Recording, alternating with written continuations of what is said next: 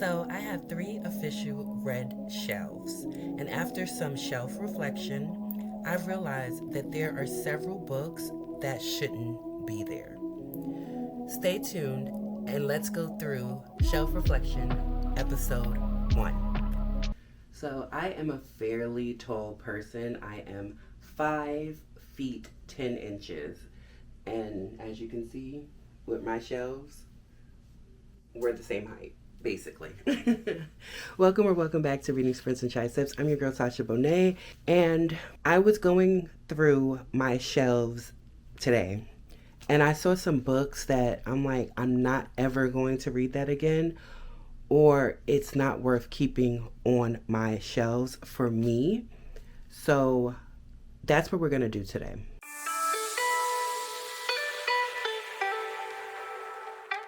Don't forget to like, comment, and subscribe if you want to see more videos like this. I would really appreciate it. We're trying to grow over here. Let's get into the shelves. So obviously there's nothing that's coming off of my Beverly Jenkins shelf, nothing at all. But let's go to the second shelf. So I was looking through here, and what I see is Caught Up by Nevessa Allen. I read it. It was okay. It wasn't the best. I think I'm going to get rid of that one. I'm not going to go shelf by shelf. You'll see what I do. You'll see it. Don't worry about it.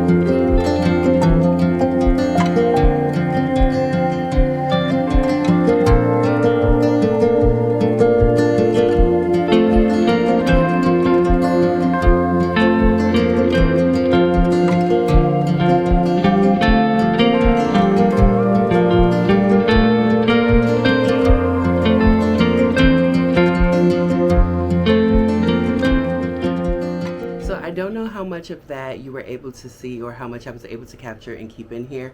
However, one bookcase down, and that's all I'm gonna do for today is one bookcase. A shelf clear out sometimes is necessary. Sometimes just because you like a book doesn't mean you want to keep that book. And in the moment, if I like it and it gets about a 3+ stars, I'm gonna put it back on my shelves. However, after you've read the book and your high has come down from reading said book, you realize that's not a book that I would ever return to if I was going to recommend, because there's things that I feel are better than that, even though the book is not the worst book ever. It's just other things that are better, if you know what I mean. A better recommendation that they're looking for than that. So let's go through the books that I am unhauling from shelf 1. First up is Catherine Center's What You Wish For.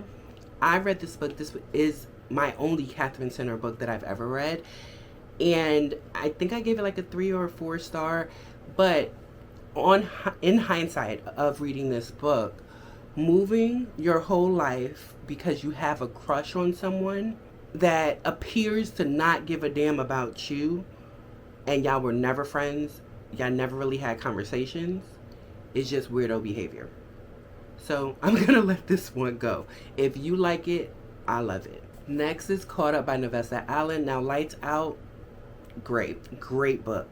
Caught Up just didn't do or give me the feels that Lights Out did. It was an okay book, and again, if you like it, I love it, but it's gonna go. Black Candle Women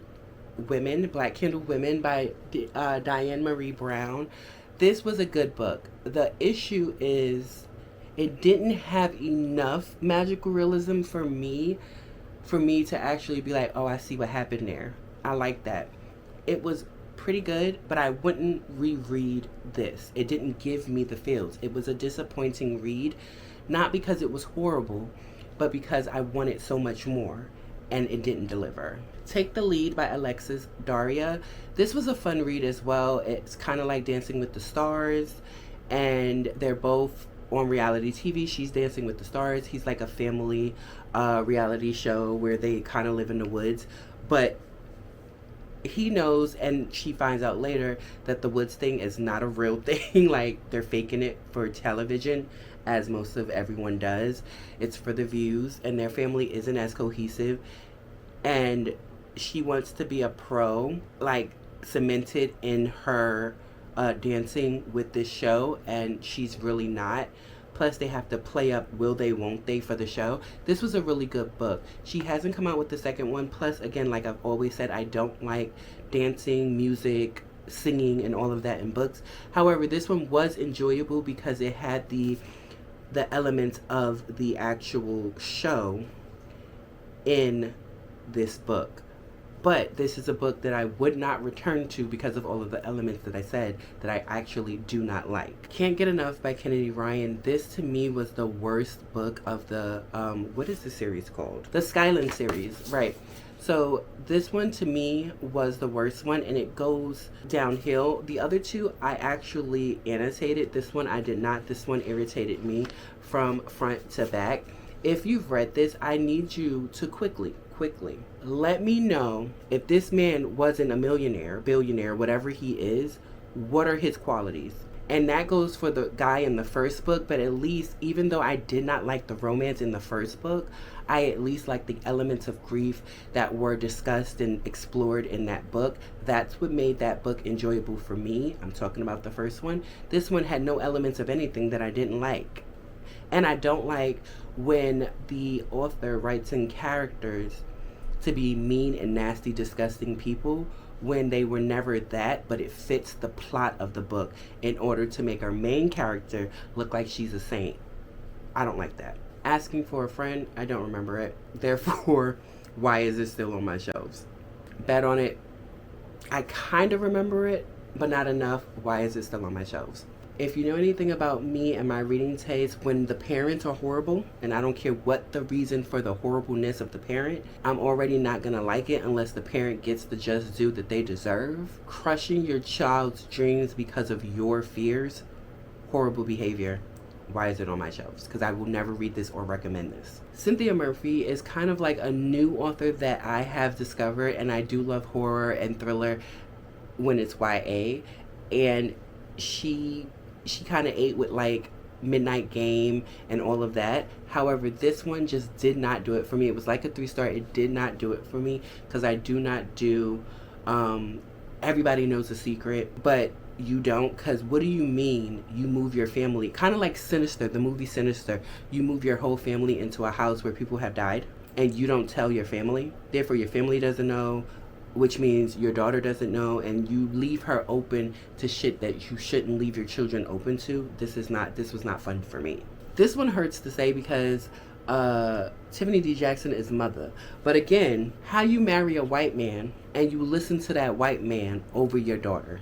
I don't give a damn what your child has done, but you listen to that white man over your daughter. And when your daughter is saying something ain't right, you're like, honey, girl. Excuse me? It's a no for me. It did have its creepy moments, but I'm tired of the creepy moments. It's the white people all along. That will never do it for me. It's the white people all along. We know that. We know it's the white people all along. Stop that nonsense. And that is my shelf clear out for this video. We'll tackle shelf 2 probably next month or whenever I get the time to do so. This was just a quick, fun, and easy video to do. And now if you do want to read any of these books, they will now be up on my Pango. As you're watching this, they are already up there. So go check them out if you want them. Other than that, don't forget to like, comment, and subscribe, and I will definitely see you in the next one. Bye.